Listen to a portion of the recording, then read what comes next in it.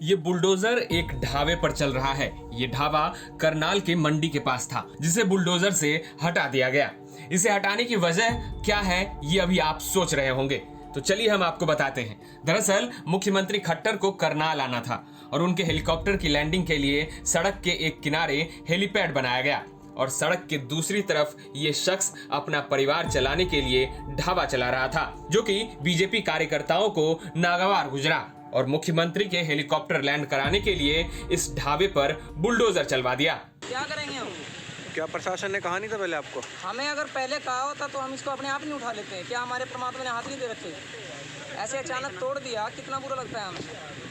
ये देखिए छोटे छोटे बच्चे, हम यहाँ पे अपना जीवन व्यतीत कर रहे हैं, अपना टाइम पास कर रहे हैं, चाय बेच के गुजारा कर रहे हैं हम। ना रहने के लिए छत है हमारे पे, ना रहने के लिए कोई ढाबा रहा हमारा। कहाँ चाय बेचेंगे हम?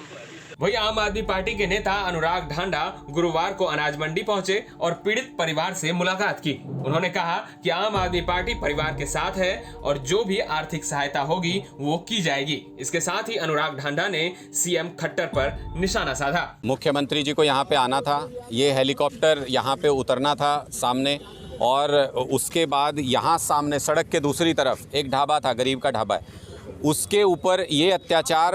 मुख्यमंत्री जी को इतना अहंकार, भारतीय जनता पार्टी को इतना अहंकार कि उनको अपनी नज़रों के सामने गरीब बर्दाश्त ही नहीं होते। मतलब हेलीकॉप्टर से कोई लेना देना नहीं था उसके उतरने से, लेकिन उनको ये भी बर्दाश्त नहीं था कि जब मैं हेलीकॉप्टर से उतरूं तो कोई व्यक्ति, मेरे को गरीब सामने नज़र भी नहीं आना चाहिए, कोई झोपड़ी कोई ढाबा सामने नज़र नहीं आना चाहिए।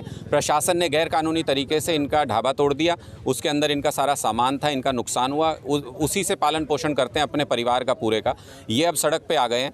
हमारा साफ तौर पे ये कहना है कि सरकार इतनी अहंकारी ना हो कि गरीब इंसान उनको दिखने ही बंद हो जाएं। इतना अहंकार सरकार को नहीं होना चाहिए। और वो एक पुराना शेर मुझे याद आता है कि ये कहते थे कि उनकी राहों में मिट्टी के घर नहीं आते, इसलिए शायद उन्हें हम नज़र नहीं आते। तो ये हाल हो गया बीजेपी का। तो उनको लगता है कि वो महलों में रहते हैं, हेलीकॉप्टर में चलते हैं, बड़े बड़े व्यवसायियों के साथ संपर्क रखते हैं, तो उनको लगता है गरीब इंसान ही नहीं होते, उनको लगता है कि गरीबों के परिवार ही नहीं होते।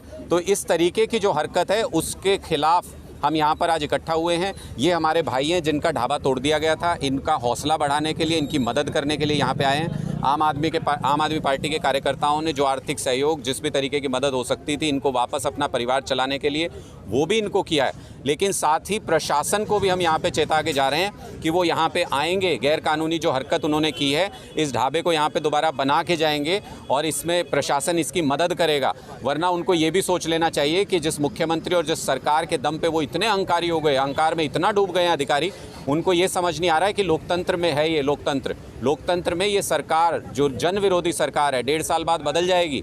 नई सरकार, लोकप्रिय सरकार आएगी, जनप्रिय सरकार आएगी, उस वक्त उनकी क्या स्थिति होगी ऐसे अधिकारियों की, उनको सोच लेना चाहिए। करनाल से कमलदीप के साथ ब्यूरो रिपोर्ट, हरियाणा तक।